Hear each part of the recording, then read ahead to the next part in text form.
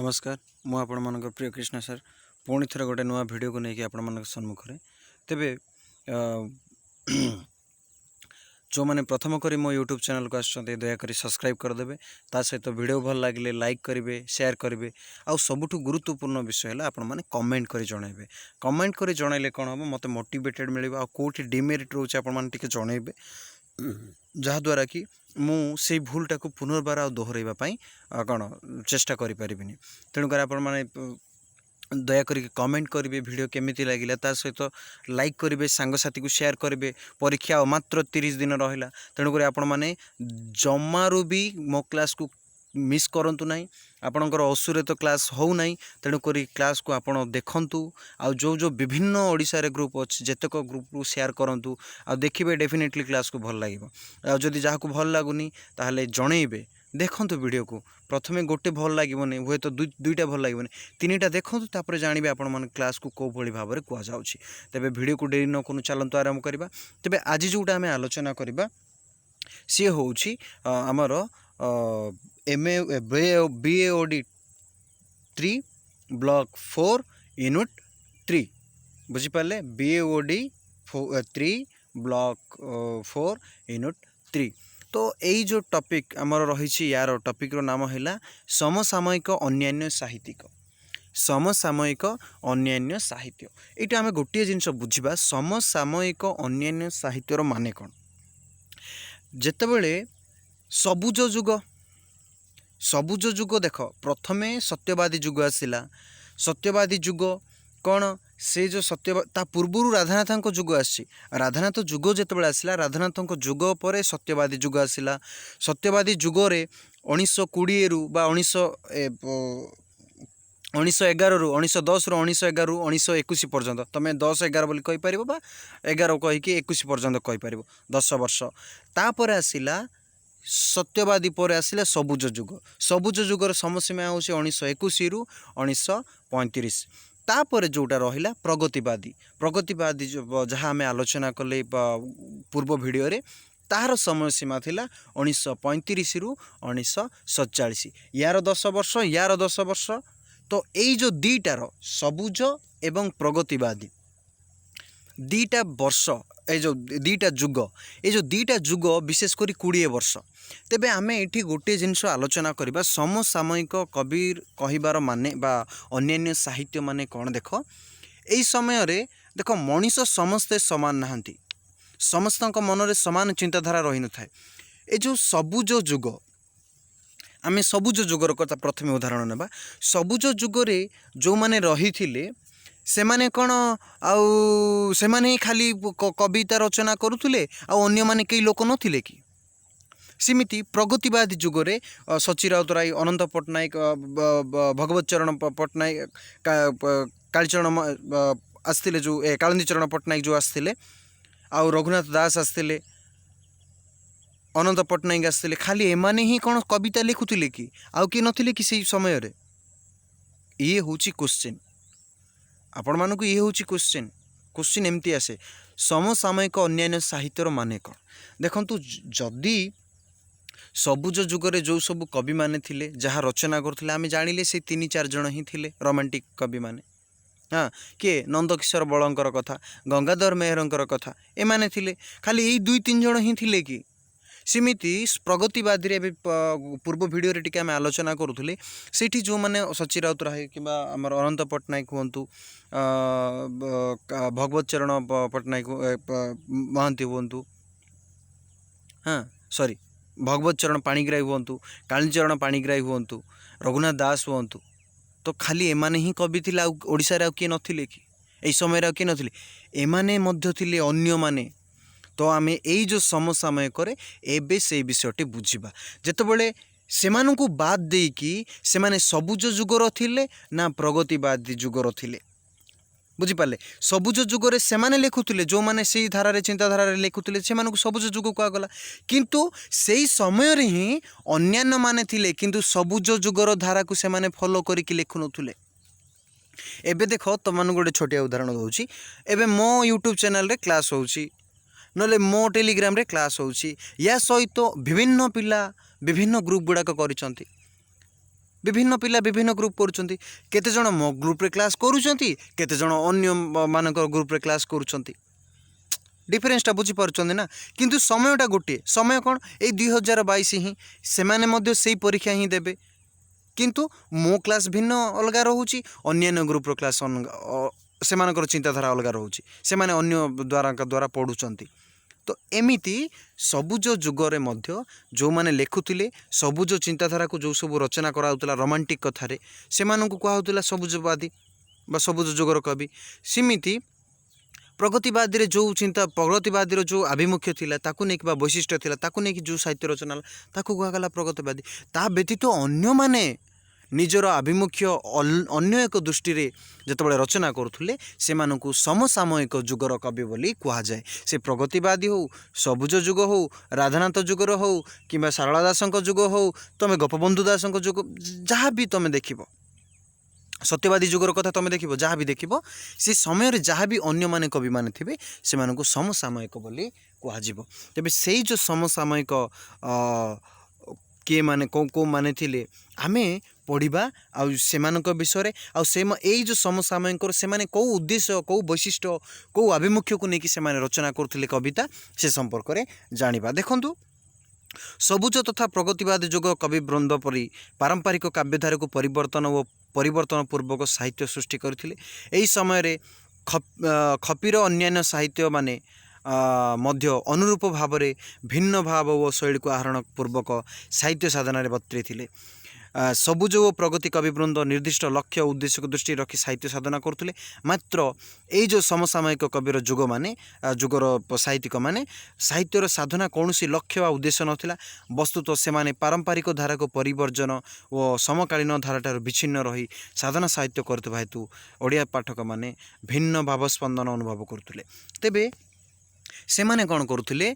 से माने कौन सी गोटे लक्ष्य माने सर्वहरा मानू गोटे न्याय देवा ये थिला प्रगतिवादी सेमती सबुज जुग कहले खाली कौन ए रोमांटिसिज्म कथा जमी नई आ विषय आमनस्तत्व भितर आलोचना करवा वास्तव कथा लिखा काल्पनिक कथा एमती गोटे निर्दिष्ट थर था किंतु समसामयिक कवि मानकर मतरे कौन थिला साहित्यर माने बा कविर बा कवितार माने से समय कौन सी निर्दिष्ट लक्ष्य नाई आमे आमको जहाँ लगुच है वस्तुत्व ताकू परंपरा धारा को अनुसरण करवा आमको जहाँ ठीक लगुच आमे ताकू लिखिबा यही उद्देश्य नहीं कि से माने रचना करथुले यही धारा विशेष करी कुंतला कुमारी सावत से समय गोटे अन्य जड़े प्रतिभा थिले से कौन कौन लिखुले देख आमे आलोचना करवा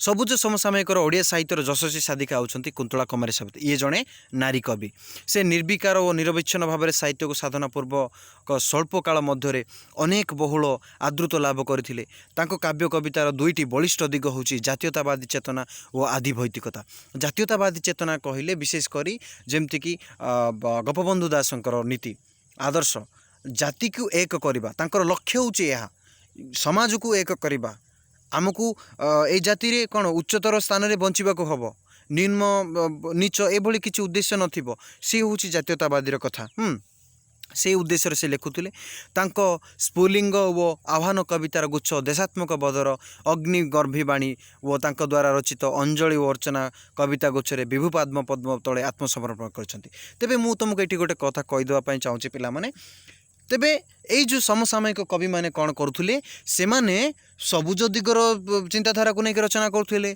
से भली सत्यवादी जुगर चिंताधारा को लेकर रचना करुले पारंपरिक प्रथा जमती कि आम राधानाथंकर कथा हो मधुसूदनकर कथा हो किंबा आमे नीति हो किंबा आमे कहि परिबा सारलांकर नीति हो एमती तुमको एग्जांपल दे कहूँ से नीति भी अनुसरण करुले ता सहित भगवानकर स्थिति कथा मध्य को लेकिन से अनुसरण करुले ता सहित प्रगतिवादी चिंताधारा मध्य रचना करते एमानकर कौन ठिकणा नथिला जोठी जेतबळे जहाँ जो भली कविता रचना करने चाहूले से माने रचना करते बुझिपारे तो तेणुक आह्वान स्फुलिंग होची गोटे कौन विशेषकर देशात्मक बोध कविता थिला देशपाई सेमिति अंजलि अर्चना थिला पद्म तले अर्थात भगवान पाद तले समर्पिवाई से कविता लिखुले देखिले ना धारा अलग अलग मध्य से माने जेतबळे जहाँ चाहूले ताहा रचना करुले ସେଭଳି କବିତା ରଚନା ମଧ୍ୟରେ ମନୋନିବେଶ ନ କରି ବରଂ ଉପନ୍ୟାସ ମଧ୍ୟ ସେ ରଚନା କରୁଥିଲେ। ଖାଲି କବିତା ଲେଖିଥିଲେ ତା ନୁହଁ, ତା ସହିତ ସେ ଉପନ୍ୟାସ ମଧ୍ୟ ରଚନା କରୁଥିଲେ। ତେଣୁକରି ଏହି ସମୟରେ ଖାଲି କବିତା ଉପରେ ଯିବ ନାହିଁ। ସମସାମୟିକ କବିମାନେ କହିଲେ, ସେ ଯୁଗର କବିମାନଙ୍କୁ କହିଲେ ଖାଲି ସେ କବିତା ହେଲେ ରହିବ ନାହିଁ, ଉପନ୍ୟାସ ମଧ୍ୟ ହୋଇପାରିବ, ଗଳ୍ପ ମଧ୍ୟ ହୋଇପାରିବ, ପ୍ରବନ୍ଧ ମଧ୍ୟ ହୋଇପାରିବ, ଯାହା ଯେତେବେଳେ ଯାହା ରଚନା ହେଇଥିଲା। ତ ତେଣୁକରି ତାଙ୍କ ଉପନ୍ୟାସ ହେଲା ଭ୍ରାନ୍ତି, କାଳିବହୁ, ରଘୁଅର ଗୀତ, ନଅ ତୁଣ୍ଡି, ପରଶମଣି ଇତ୍ୟାଦି ସେ ରଚନା କରିଥିଲେ। ଏଇଭଳି ଚିନ୍ତାଧାରାକୁ ନେଇକି ସେ ସତ୍ୟବାଦୀର ଚିନ୍ତାଧାରା ହେଉ, ସବୁଜ ଯୁଗର ଚିନ୍ତାଧାରା ହେଉ କିମ୍ବା ପ୍ରଗତିବାଦୀର ଚିନ୍ତାଧାରା ହେଉ। ତାପରେ ଆଉ ଜଣେ ଆସିଲେ ପଦ୍ମଚରଣ ପଟ୍ଟନାୟକ। ପଦ୍ମଚରଣ ମଧ୍ୟ ଦେଖ ସେ ଜଣେ ଧୁରୀଣ କାବ୍ୟଶିଳ୍ପୀ ଥିଲେ। ସେ ସାହିତ୍ୟ ସାଧନା କରିବା ପୂର୍ବରୁ ଓଡ଼ିଆ ସାହିତ୍ୟରେ ରହିଥିଲା ସତ୍ୟବାଦୀ କାବ୍ୟଧାରା ଓ ସମକାଳରେ ଥିଲା ସବୁଜ ଚିନ୍ତାଧାରା। ତେବେ ସେ ଯେତେବେଳେ ସାହିତ୍ୟ ରଚନା ଆରମ୍ଭ କରୁଥିଲେ କିଏ? ପଦ୍ମଚରଣ ପଟ୍ଟନାୟକ।